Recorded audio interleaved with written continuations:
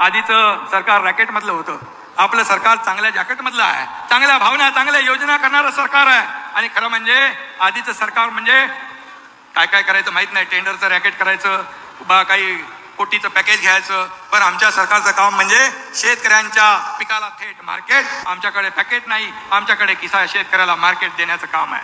आणि म्हणून आमच्या सरकारचं एकच धोरण आहे, कष्टकरी वारकरी आणि सुखी शेतकरी, अशा प्रकारचं धोरण आपण राबवतोय. आणि म्हणून मी आज एवढंच सांगतो, मी आपल्याला एवढंच सांगतो, मुख्यमंत्री माझी लाडकी बहीण योजना आली, अन्नपूर्णा योजना आली, लाडका भाऊ योजना आली आहे. आता आज जे आम्ही आज तुम्हाला देतोय, दिलंय, घोषणा केली आहे, आता आमचा लाडका शेतकरी ही योजना आम्ही राबवणार आहोत. आणि सर्व बहिणी लाडक्या झाल्या, भाऊ लाडके झाले, आता माझा शेतकरी देखील लाडका शेतकरी ही योजना. धनंजय काय अकाउंट मध्ये तुमच्या बघा 2000 रुपये आलेत का बघा, जरा मोबाईलवर बघा, आले काय बघा. हे सरकारचं काम. अभी बटन दबाया पैसे डायरेक्ट अकाउंट में, बटन दाबलं खात्यात पैसे, हे सरकारचं काम आहे. त्यामुळे माझ्या शेतकरी बांधवांनो, बहिणींनो, माझ्या बहिणींना पण वाटलं नव्हतं बटन दाबल्यावर पैसे येतील, तिकडे तर बटन दाबायच्या अगोदरच आम्ही सोडून दिले पैसे. 14 तारखेपासून पैसे यायला लागले, पैसे यायला लागले. विरोधक बोलले लवकर काढा, पैसे आहेत का बघा, फक्त आकडे आलेत का बघा.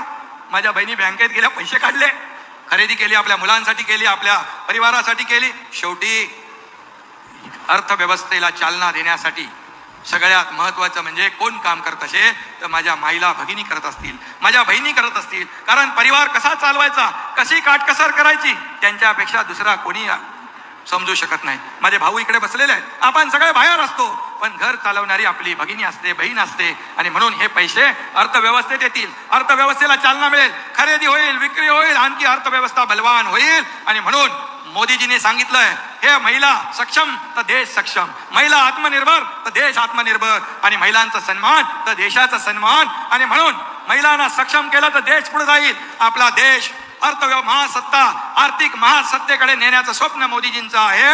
आणि म्हणून 11व्या नंबरवरून 5व्या नंबरला आपण आलो. आणि आता मोदीजींचं स्वप्न आहे की जगामध्ये भारत अर्थव्यवस्थेमध्ये 3ऱ्या नंबरला आला पाहिजे. हे स्वप्न पूर्ण करण्यासाठी महाराष्ट्रात देखील $1 ट्रिलियन आपलं स्वप्न आहे, आपला गोल आहे. तो अचीव करण्यासाठी अशाच योजना, या योजना कामी येतील.